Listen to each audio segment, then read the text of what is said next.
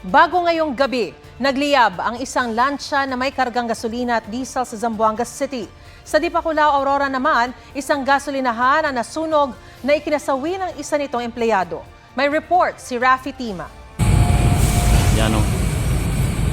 Kargado ng mahigit 130 drum ng gasolina at diesel ang lansya na yan nang magliyab malapit sa baybayin ng Artilim Boulevard sa Zamboanga City ngayong hapon.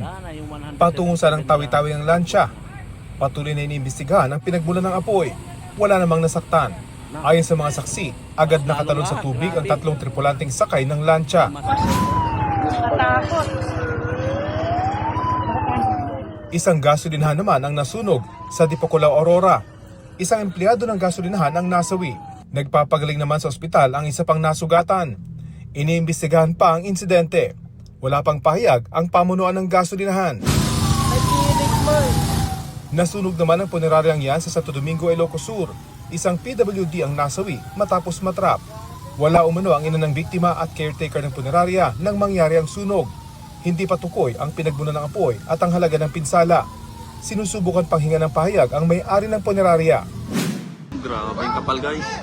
Halos baluti naman ng makapal at maitim na usok ang isang gusali sa Dasmariñas, Cavite. Ayon sa Dasmariñas BFP, nagsimula ang apoy sa isang pabrika ng mga tela.